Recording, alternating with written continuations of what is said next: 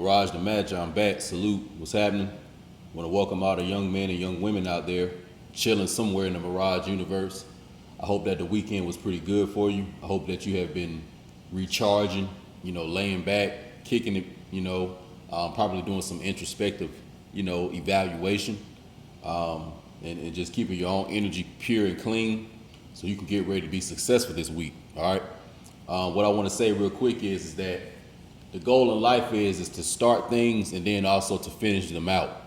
I want you all to realize throughout y'all's creative process or anything that you're trying to do, whether it be entrepreneurial or if it's in any of the creative arts, just understand that whenever you start something out, it's going to be in the beginning stage, you know what I'm saying? But you have to grow with it. You got to grow with it and you got to give yourself time and patience. And the main thing is to see it to the end, okay? So just stick with it, stick with whatever it is you're doing and just stay confident and always believe in yourself, all right? That's the first thing I wanted to drop on y'all. So what we're going to do in this tape is we're going to read a little deeper into the book that I have. I'm going to give you the title called Turks, Moors, and Moriscos in Early America, Sir Francis Drake's Liberated Galley Slaves and the Lost Colony of Roanoke by Umar Farouk Abd Allah, PhD. All right, so that's the book, Turks, Moors, and Moriscos in Early America. We're about to read into this book dealing with some of the roots of America. And give me a minute real quick so I can get back to the section we're going to be reading. We scroll down. And in the meantime, you'll go get you a sheet of paper and pencil so you can take you some notes and get ready to look into some of the stuff that we're going to be talking about, all right? All right, here we are. So what we're going to read in this section, in this book, is going to be called The Global Context, English-Muslim Relations in the Renaissance. So that's the global context, English-Muslim relations in the Renaissance. And we're going to talk a little bit about how the Moorish Empire and the Briton, kingdom, the kingdom of Briton or the Hebraic bloodline up in northern Europa, how there wasn't always this beef between the Muslims and the so-called Christians or the so-called Jews and the Muslims. There wasn't always these conflicts. As I told you all in the previous tape, in the 1990s, Princess Diana from, I'll say the bleached out bloodline of Great Britain was about to actually try to divorce her husband and try to marry in with a Muslim knight. All right. So that is an example of this connection that's kind of lingering around. And as you can see, the new bleached out Nazi bloodline, they don't want none of that. So they pretty much took her on up out of here. But nevertheless, I want you to see that the Moors of Northern Europa and those dynastic families were tight and had a lot of business relationships. And also some of them were intermarried with the Ottoman Empire, okay? Now, when I'm talking about the people of Great Britain, I'm not talking about no pale people, all right? I'm talking about those full-blooded Moors, who were the original nobles of those royal seats, okay? Now, were they displaced? Yes, they were displaced, all right? They were displaced from a lot of these religious zealot wars that were going on, and they were displaced by a lot of their own family members from just certain infighting. But at some point in time, you got to remember that were there pale, Caucasian people in so-called Europe during the medieval period? Yes, they were. But they were not the ones that were in the, castles. They weren't the ones riding on the, the horse and carriage. They weren't the ones, basically, they weren't the wealthy. They weren't the aristocrats. They weren't the nobility of those times, all right? They were basically the serf class people. They were the working class, all right? The nobility of this time, these were the so-called black people, all right? And as I told you all in the previous tape, our bloodlines here in America, we stem from three primary groups. We stem from the Indigenous Americans, the Algonquins, who are always here, dark-skinned, copper-colored people who are always here. We descend from the so-called black nobility, or those royal Moors of Europa, all right, from that Hebraic bloodline, who were the wealthy ones, all right, that controlled all the commerce, all the business, all the maritime law, etc., the merchants. We descend from them. And then we descend also from the Muslim knights, all right, and the different, people that were in what you all call the Ottoman Empire, all right, or the Moorish Caliphate of Al-Andalus, etc., Southern Europa, all right, Iberia. So these are the three different groups that we descend from. Now today, the so-called crown of Great Britain, which is under, I think her name's Elizabeth. These people are really just some satanic demons, some blood-sucking, pedophile, Babylonian priests and priestesses. These are who you see over in Great Britain right now, wearing all the Venetian, attire, Prince Henry and all these guys. But this is an infiltrated group, all right? And this group also is responsible for keeping a lot of the oppression that's going on in the world right now, all right? Because you got to remember that the so-called British Crown, they are a sovereign state. They don't have to really answer to nobody else. So them being in that leadership position, it's going to be a lot of karma that they're going to have to deal with from what they have been allowing to go on this so-called planet. But anyway, just like in ancient Egypt, when you had during the time of Joseph, all right, Joseph being a Hebrew, copper-colored Hebrew, he was brought into Egypt by some of the copper-colored Egyptians, the Pharaoh, and he helped them with agriculture and other cultural things that the Hebrews were used to using, that the Most High had shown them, all right? And then these, tools and this knowledge was passed on to the Pharaohs and some of the other Hamitic bloodlines, some of the other Canaanite bloodlines, all right? So when Joseph did this great thing, the Pharaoh had a lot of love and a lot of respect and made Joseph the Bey of Egypt. And he also, let some of the people of Israel come to stay in Egypt, all right? But as years passed on, when Joseph died, that Pharaoh who had that good relationship had died, it was still Hebrews living in Egypt. And you had new different dynastic families that were coming in. Now, were some of these families melanated? Yeah, they were melanated. But just because they was melanated or so-called black people or Moorish, that don't mean that they were good-spirited people. They still may have been very, very evil, all right? And a lot of that stuff you saw the pale people doing later on, believe it or not, they were under the jurisdiction of some of these, evil, I'll say, noble men and women of the ancient and archaic world, all right? But nevertheless, when you get to the story of, the so-called, quote-unquote, slavery in Egypt, when the Hebrews are under the oppression of a new Pharaoh, this new Pharaoh who has no relationship with Joseph. And if you read the Old Testament, it'll even say that the new Pharaoh had, no relationship with Joseph, and basically the politics were different. So the kingdom or the empire of Egypt is the same empire, but the noble seats are changing. And when these seats are changing and these different families are coming in, they bringing in their energy, their ideologies, their pathologies, their cultures, and their religions and the way they do things. So if they are a peaceful people and they are about love and they are, a giving family, then that's what kind of, nation it's going to end up being. But if the family come in and they very, very egotistical, they narcissistic, they're greedy, and basically they just want to go and bother and encroach upon other indigenous cultures just to take the resources that may be in that geographic region, then the whole society gonna be fucked up. So that's why when you see in so-called Egypt under that Pharaoh, who's enslaved the quote-unquote Israelites, that's why everything was fucked up. Just like in America right now, it's the American empire, but it's being fucked up because it's ran by the United States, just like with quote-unquote Great Britain, all right? So yes, today, it's not no good relationship between indigenous Moorish Americans and the royal seats of Great Britain today. But that's because it's a different people, a different family that's in the seat of the British Empire or the Briton or the Britannica Empire, okay? But that doesn't make the kingdom or that empire evil, all right? Because, people die and move on, but really these empires, they continue to exist. So I'm going to read into this, and then we're going to just talk about it, a little bit more and get deeper into the history.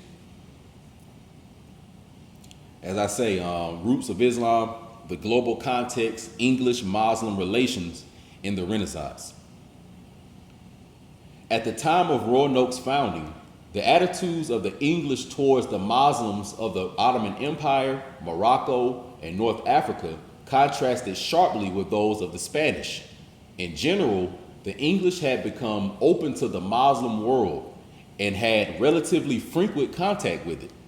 Moreover, in the wake of newly begun Protestant Reformation, English and other European Protestants looked upon the Ottoman Turks and the Moslems of Morocco and North Africa along Spain's southern flank as valuable potential allies against the encroachments of the Spanish Empire, the Counter-Reformation papacy, and the Inquisition. Now let's pause, because this is a lot of information in this real quick. So it said at the time of Roanoke's founding, the attitudes of the English towards the Muslim Empire was contrasted sharply with those of the Spanish. So that means while the Spanish was fighting against, the Hebraic and Muslim people of the Ottoman Empire, the English up in the north, they didn't necessarily have that same problem.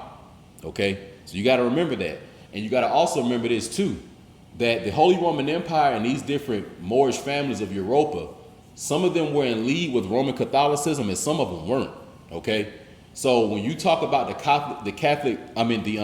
Protestant Reformation, when you talk about Calvinism, really what was going on at the time, you had Roman Catholicism on one side, and on the other side you had Protestantism, Calvinism, Lutheranism, and all these other factions of quote unquote Christianity. Now, the reason why you have so many factions of Christianity today is because this is the nucleus seed problem that I'm talking about right now, these religious battles in Europa, known as the 30 Years' War and the 100 Years' War in particular, when that totally destroyed Europe.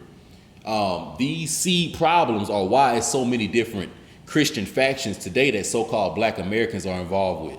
Like Blackbeard's people from South Georgia, and a lot of them are, calling themselves quote unquote Baptists. You know what I'm saying? So a lot of, indigenous people from the Southeast, a lot of our folks today, especially if your folks from the country, you're gonna see that they're dealing with like a Baptist quote unquote form of Christianity. But nevertheless, you see how it's still all these different denominations of Christianity, and this came from all those different battles and revolts and getting tired of the Catholic Church and the Pope and the Venetian puppet masters really calling all the shots. You know what I'm saying? So during this time, you had the Pope, and the Catholic Church basically, trying to make sure that they faction survive. You had the royal families that weren't involved with the Catholic Church that say, nah, we're not really fucking with that, so we're gonna fight. Then you had the Knights Templars and these different Moorish knights who were all independent and wealthy, and a lot of them were intermarried with certain noble families that may have been involved with the Holy Roman Empire or they may not have. But they were their own independent entity as well. You know what I'm saying? Then you had all the Caucasian people, which were the serf class, who were being used as goyim and being used really as cannon fodder by a lot of these amalgamated, bleached out Moors who wanted to take power from a lot of these families in the Holy Roman Empire. And, some of them sided with the Catholic Church, and some of them just stayed independent and wanted to keep their own power. But nevertheless, when you get a big gumbo melting pot of all these Moors in Europa doing this fighting, this is the result of that. So when you all hear about Martin Luther and the whole Protestant Reformation, just think in your mind, in Europa, that's a religious war between Roman Catholicism and the Slavic Pale people who wanted to break off and have their own independence. Because you got to remember that some of these other religions, they all the same religion, but other branches of quote unquote Christianity, the only thing that differs with them is the levels of discipline. Okay, that's really the only difference between a lot of these quote unquote religions of the world. Like when you think about the Cathars of Europa, the Moorish Cathars, they looked at a lot of the bleached out Moors in the Holy Roman Empire like they were spoiled. And they looked at them like, y'all not even really living a Christ type of life.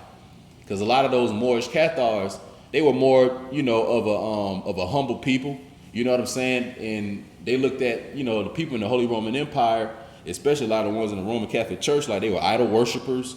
Y'all got all this gold and all this stuff. Like the same thing y'all see in the Roman Catholic Church today when y'all see the Pope and they adorned in all those jewels and robes and all that stuff. You had other Moorish Christian factions, Christendom factions, Hebraic factions that didn't necessarily rock like that. Just like how you all have the Amish and you have the so-called Mormons and these different, quote unquote Christian groups that are a little more, not about the flash. They're a little more orthodox. Just like you have the Orthodox Jews and how they're always battling against a lot of the Zionist, liberal, Marxist, socialist Jews. Okay? Think about a lot of the Jews in so-called Hollywood, riding in expensive cars and the millions of dollars and all this stuff that's really eating pork and eating beef, interracial dating and doing all the other stuff that they're doing. And you got a lot of Orthodox Jews that look at that as y'all not following the commandments and y'all are living as quote unquote Gentiles and all this different stuff. And the Jews that are Orthodox, they the ones wearing the all black with the little black hats and stuff. Sometimes y'all see them if y'all live in those areas where they at. But nevertheless, you have all these different splits and civil wars within these religious groups. And it was the same thing going on in the Muslim Empire and in various caliphates of the Levant, of Northwest Africa, and all the various Barbary states. It was the same problem.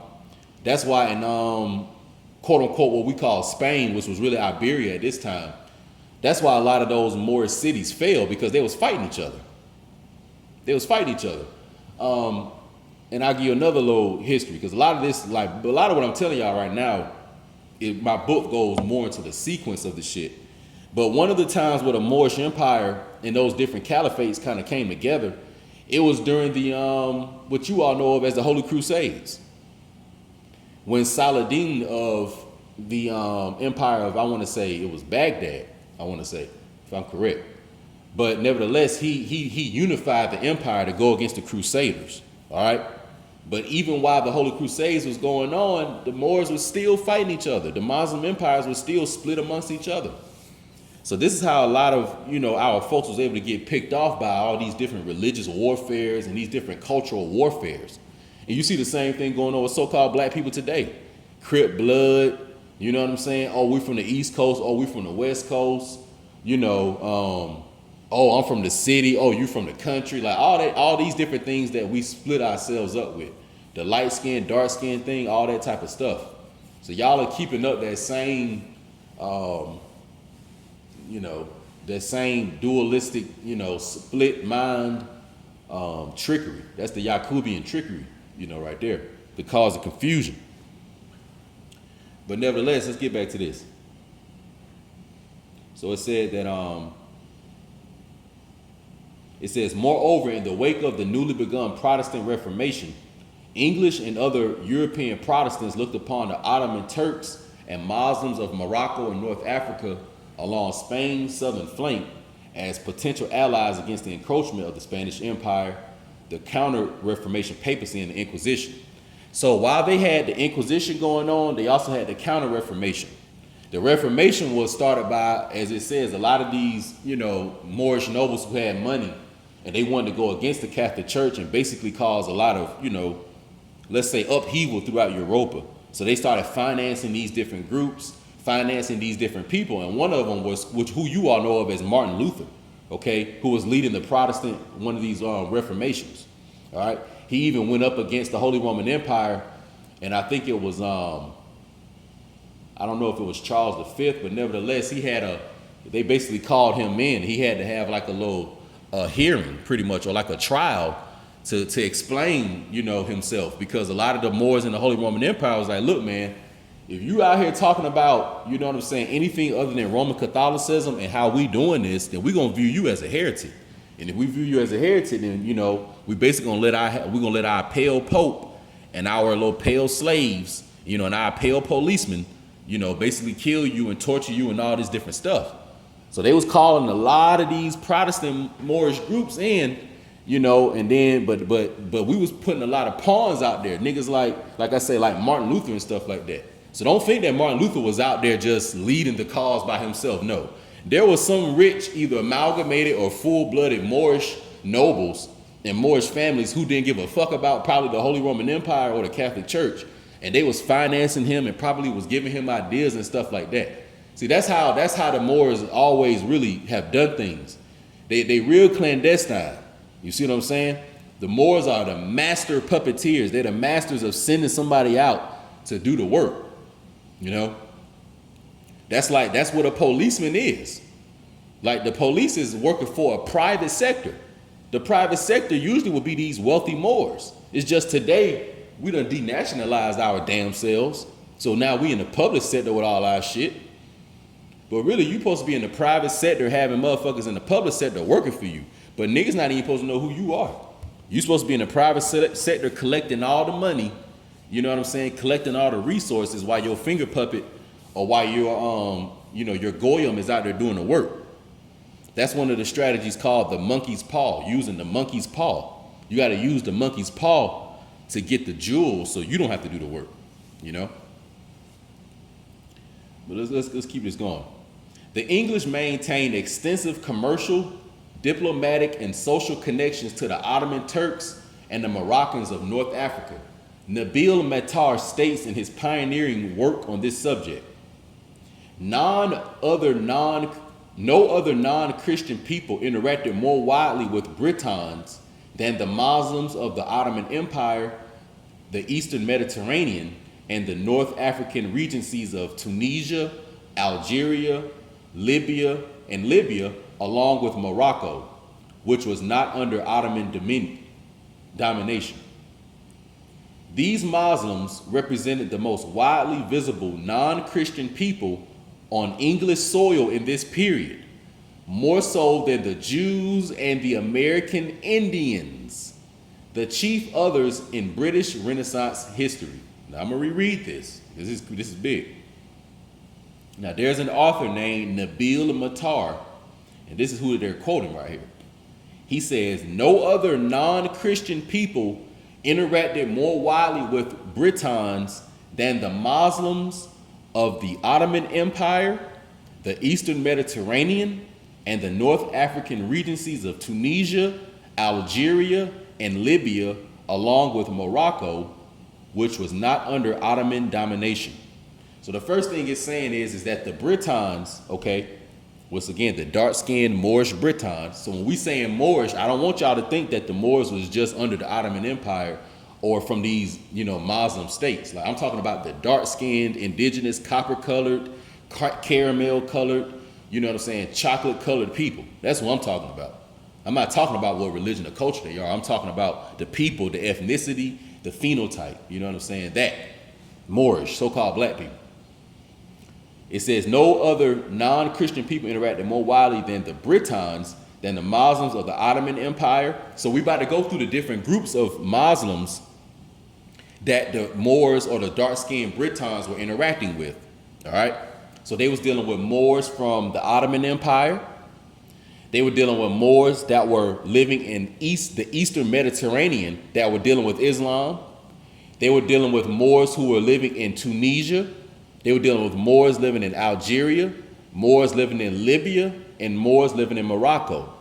Now, these different Moorish cities or Moorish kingdoms, as it says here, Morocco was not under Ottoman domination. So the Ottoman Empire, at some point, from all the fighting and from its inception, you had Moorish cities and Moorish caliphates and Moorish kingdoms starting to break off and become independent. Okay, that's the same thing that happened with the Holy Roman Empire. All right, at some point, because see, the Holy Roman Empire, a lot of that stuff goes back to the ancient Grecian states. Okay, it goes back to that. So, you got to remember that the Grecian states were all city states. They were all independent, quote unquote, sovereign city states, and a lot of them didn't even get along. So that's another thing that, like, you so-called blacks got to remember here in North America, that see, a lot of us have this fake ass, mindset thinking that our people are always one. That's not the case. Like when I look into the history, it was never a time when we were all one. It was times when we were probably more unified, and depending on your geographic region and culture, it was more of a greater community that you may have been involved with. But I'll give you an example. Like, let's say today, like how you have in North America, you got the so-called states in mainland North America. All right. Now let's just take Blackbeard. I'm from so-called Georgia. I guarantee you the most unified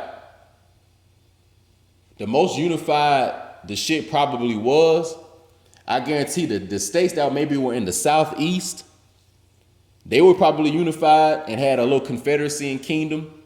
Then when you think about the Iroquois, you start thinking about those ones in the Northwest. They were unified. They had their little kingdom. You think about the caliphate in the West, far West, known as so-called California. So, but as far as thinking, was there a North American empire where no matter what quote unquote state or state you lived in, that we all identify with the same nationality, we all identify with the same culture? I'm having a hard time to believe that ever was. I'm having a hard time to believe that ever was. But the interesting thing is this, because the Most High has a funny way of doing things. See, the way it is today, see, if you are a so-called black person living in Indiana, if you are a so-called black person living in Oregon, if you are a so-called black person living in Florida, see, essentially we all the same.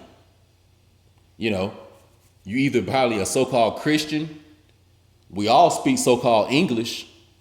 So in other words, through this oppression we've all been under, through this colonialism we've been under, I would say since the late 1400s, this has broken down all these little barriers that we have created.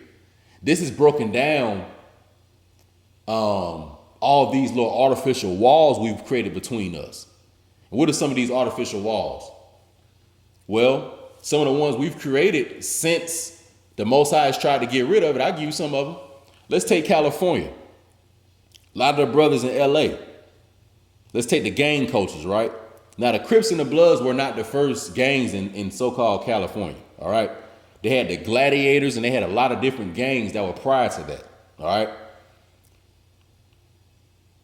All these brothers created these different sets, but they all living in the same city, and essentially they all the same people. This is us going against what the Most High is trying to get us to do. When you got niggas that's all from Compton, let's say, these guys over here, the rolling 60s, because they live on this street. All right. These guys over here, the Pyrus, because they live on this street. See, the Most High has done away with that, because part of that colonialism that we got put under and the stress we had to receive from that was the Most High's way of punishing us for creating these little cliques and groups in the past. Because we did this shit in the past. So don't think that the way that Los Angeles and the niggas is split up and how all the gangs is going against each other and it's not a unified, ain't no unified people. Don't think it's always been, don't think that this is the first time that's happened. No, the brothers was doing that same kind of shit in 1296, in 1302, and 978 AD. Niggas was in California doing that same fuck shit, splitting up amongst each other. You know what I'm saying? And we keep repeating this same cycle of basically just trying to distance ourselves from each other. Because like me personally, like if you're a so-called black person, then I pretty much accept you as being kinsman to my nation. You know what I'm saying? If you are a so-called black person and you from one of these so-called states in North America, and your mom and dad is from these states in North America and your grandparents is, then I would consider you basically, you part of the same greater nation, the greater Moorish indigenous American nation that I'm from. I don't go off of that shit, oh, this person light skin, or oh, this person hair texture is like this, or I never really had that type of mentality. My mom and dad never raised me to think like that. They raised me to accept all my people pretty much. So that split ass mindset is what got us fucked up. And that's what destroyed the Moorish Empire over in Europa. You know, it was all these different Islamic states that was fighting each other. Look at how the Sunni and the Shia Muslims are fighting each other today. Look, I'll give you that example.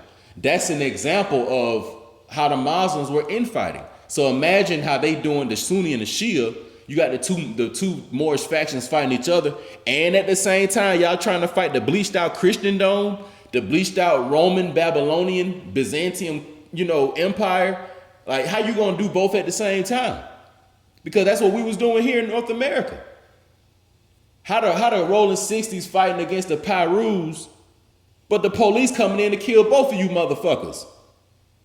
That don't make no fucking sense. Like, let's say down in Riverdale where I was from, how the niggas in the mafia fighting against Hit Squad, but Clayton County want to lock all our ass up. That shit don't make no damn sense. You know? So this the shit that I'm saying, that when we do this type of stuff, it keeps us on the hamster wheel, of the fuckery. All right. Then it says that these Muslims, it's talking about the Moorish ones from the Moorish cities, represent the most widely visible non-Christian people on English soil in this period. Now listen to this. More so than the Jews, but listen to this, and the American Indians, the chief others in British Renaissance history. So it's saying right here that this author Nabil Maitar, he's saying that no other non-Christian people interacted more widely than the dark-skinned Moorish Britons, than the Muslims. But then it goes on to say that besides the Muslims, that the dark-skinned Britons were also interacting with the American Indian. Now, would you look at that? So, this is what was going on. What you all know of as the Moorish English Empire, all right? The Celts, the people of Scotland, Ireland, etc., all right? Northern Europa, Britannica. A lot of them were going against the Spanish, all right? So this is why when you look in a lot of these wars in North America, all right, the Northwest Indian War, the War of 1812, etc., you always see this connection between American Muslims or Indigenous Americans and the British Empire, all right? We'll read a little bit more in that in a minute. All right, listen up to this. Matar notes that during this period, Turks and Moroccans by the thousands visited and traded in English and Welsh ports. Muslim ambassadors and emissaries dazzled London society with their charm, exotic foods, and Arabian horses. Muslim and Englishmen ate at the same tables in London inns and together admired processions of elegant horse-drawn Ottoman carriages. British ships transported Muslims to the pilgrimage in Mecca and protected them from the depredation of pirates. Britons even fought in Muslim armies and joined the Corsairs. So it's saying right here that the Moors, the Turks and the Moroccans by the thousands, not just some few of them in little groups, that thousands of them were visiting and trading in the English and Welsh ports, all right? So the so-called black people of England and Welsh were trading and doing business with the so-called black Turks and black Moroccans, all right? Then it goes on to say that the Moorish ambassadors and emissaries dazzled London society with charm, exotic food, and Arabian horses. So they was bringing items from, Northwest Africa and bringing them from America and taking them over there into Europe and, and piping them up, you know what I'm saying? Turning them up. It goes on to say that the Muslim and Englishmen ate at the same tables in London inns and together admired processions on elegant horse-drawn Ottoman carriages. So it said right here that the Moors and the Englishmen, all right, and when we saying the Englishmen, we're really talking about the Hebrews, all right? We're talking about the Hebrews, so-called Israelites. That's what we're talking about now. So it's the Muslim and the Hebrews ate at the same table in London. Ain't no beef. We all chilling. Ain't no, I'm a Christian and I believe in Jesus and you believe in Muhammad, so no, I can't fuck with you. Ain't none of that going on. So ask yourself this. How could the Englishmen and the Muslims be sitting at the same table if today you see the Englishmen who are supposed to be these Christian people and they hate these Muslims? Let me ask you a question. Do you think that these Muslims and Englishmen that I'm reading about in this book that were in 1577, 1500, etc., do you think that these are the same ones that's in the English and Moorish or Muslim empire today? It's not. But this is what you will see. You do see the bleached out Zionist state of so-called Israel that was created in the 1940s after World War II. And you do see the bleached out so-called Queen Elizabeth in the British Empire. You do see them dealing with the bleached out amalgamated quote unquote Arab slash Jews of Saudi Arabia slash Hijaz slash Havilar. You do see that. So ask yourself a question. Why would a white Protestant or WASP, white Anglo-Saxon Protestant faction, because this is who, when I say the WASP faction, I'm talking about so-called Queen Elizabeth and them crackers up there in Britain, and I'm talking about them amalgamated so-called Jews of Israel. Why would they be doing oil business with these Arabs of Saudi Arabia, but they don't like none of these other Arabic states? What's the deal with that? What's the difference between the Islamic State of Saudi Arabia and the Islamic State of, let's say, Iran? Because they hate the one of Iran. What's the difference?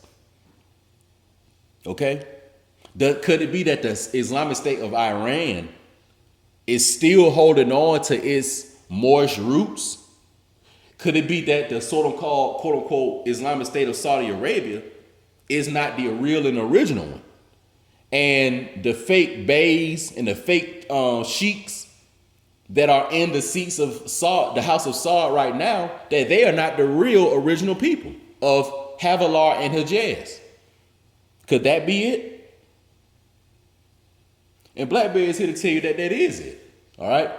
So the so-called white people of the United States, the so-called white people of Great Britain, and the so-called white people of Israel are doing business with the so-called white people of Saudi Arabia.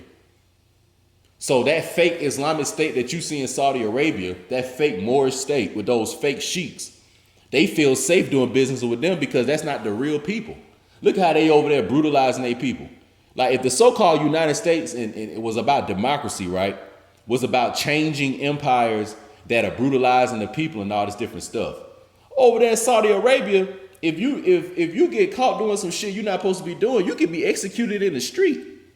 Them men can beat their wives and all type of shit. You know what I'm saying? They wives just now being able to drive down the street. And what's so crazy is that not only in Saudi Arabia are they women just now being able to drive, but they gotta have chaperone. They gotta be chaperoned by men and gotta get permission by men to drive. And then on top of that, they still gotta wear their burqas. So they be wearing them fucking ninja suits and can damn near even see, because you know the little slit on their eyes is skinny as fuck. So imagine them driving with the burqa on their damn face and she can't even see.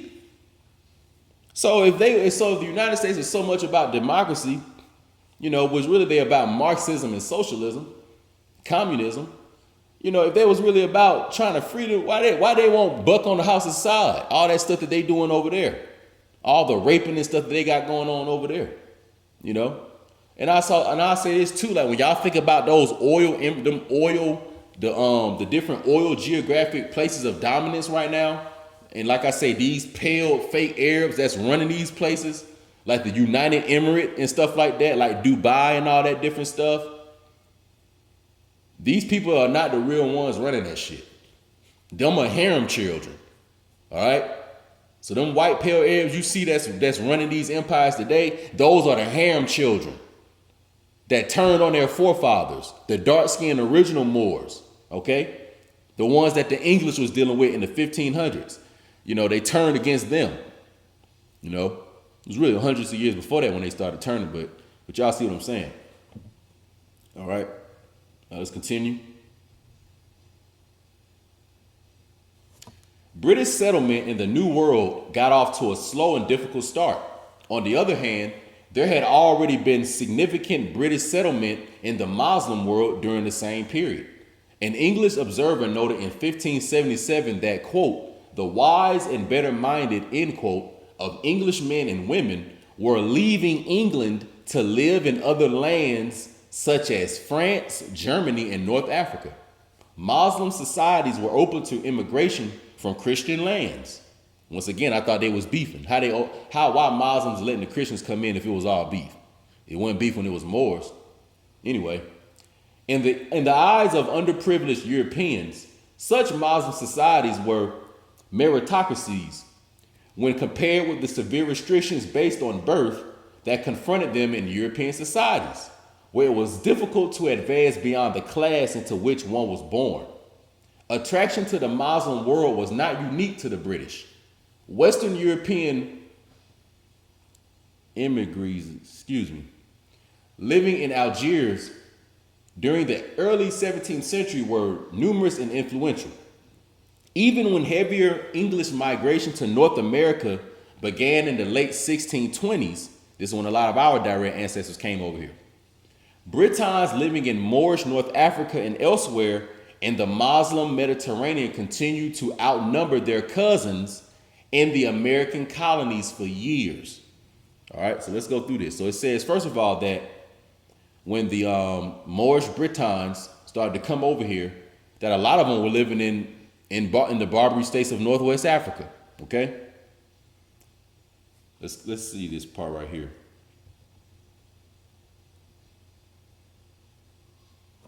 As noted earlier, an official Spanish deposition taken in Havana after Drake's Caribbean raids notes that Queen Elizabeth I of 1533 through 1603, quote, had her ambassador with the Turk to whom she had sent great gifts, end quote.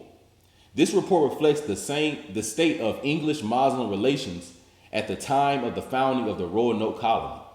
Queen Elizabeth carefully cultivated diplomatic ties with both the Turkish and Moroccan rulers of the period and was the first English monarch to cooperate openly with Muslims and allow her subjects to trade and interact with them without being liable to persecution for dealing with quote-unquote infidels. All right. So the Queen Elizabeth of today, of 2019 and her bloodline, these are the fake ones. But the original Queen Elizabeth of 1533, Queen Elizabeth I, more than likely was a light-skinned quote-unquote black woman. All right. Or she could have been dark-skinned. But nevertheless, when it says that this Queen Elizabeth I of 1533 had her ambassador with a Moor, and this was during the time of the Roanoke colonies, etc., like I say, these are not no white British doing this shit. No, it's not. All right. Let me read this little part right here. Al-Mansur and Queen Elizabeth conducted an extensive correspondence which lasted from at least 1580, 2 years after he mounted the throne, until their deaths, which both occurred in the year 1603. All right. Al-Mansur is who Sidney Poitier played in the movie The Long Ships. All right. Al-Mansur is who Sidney Poitier played in The Long Ships. So let me ask you another question. If the Moors of the 1500s and the Britons of the 1500s, if they weren't dark-skinned, why did they have Sidney Poitier play Al-Mansur? All right. So if the Moors of the 1500s look like the Moors of the House of Saud right now, the Moors that's running Dubai right now, if they look like them, why in the movie The Long Ships did they have the Moorish Sultan or the Moorish Bey? Why was he played by an indigenous North American by the name of Sidney Poitier? All right. So let's move on. And also, too, I don't know exactly where Sidney Poitier is from, but I guarantee you there is a 99.99% chance he's from one of the so-called states of North America. All right.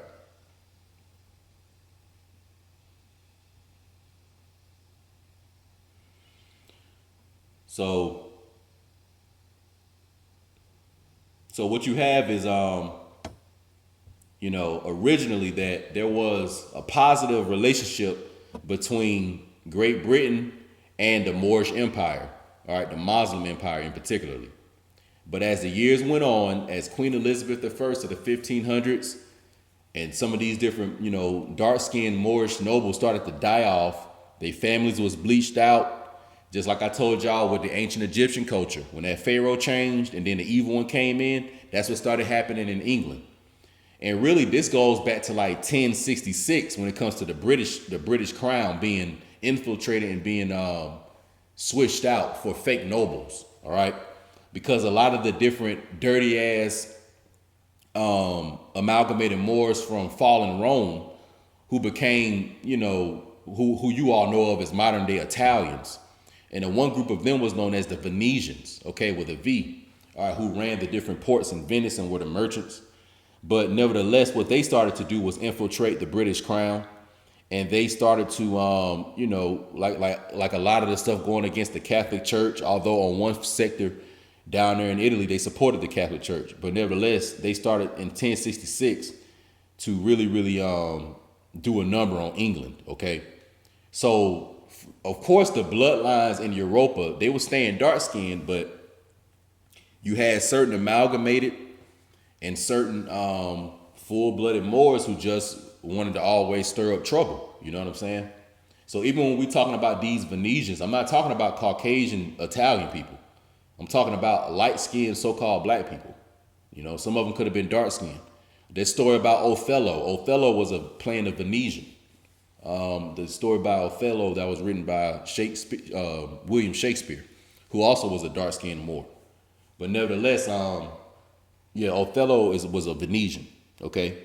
So that'll let you know that these Venetians that I'm talking about were dark-skinned so-called black people that were trading and going against their own really extended family members in Northern Europa and trying to dirty and bleach out their seats so they can control it, and putting these fake white people in there, from Germany, these wild barbarians from Germany and from like Gaul. They were bringing them from over there and putting them up there in the seats and stuff like that. And they just sitting back financing both sides of the Catholic Reformation, and this is what they was doing.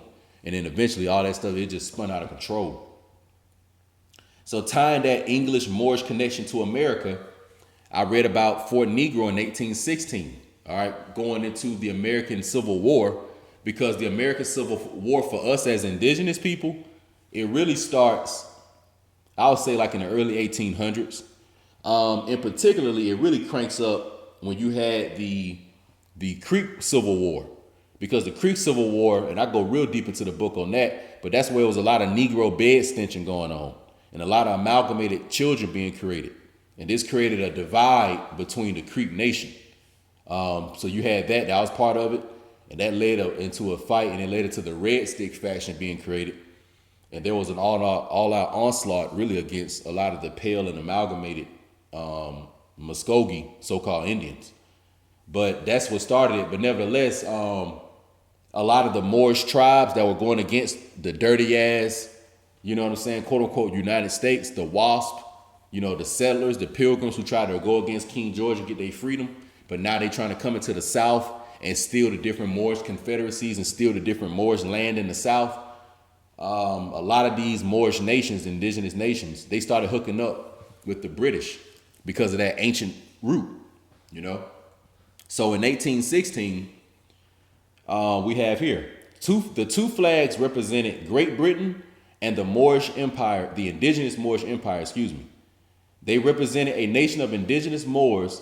This is the same Islamic empire in the east that Abu Bakr, brother of Mansa Musa, was under when he brought 400 ships to America in 1311 AD. All right.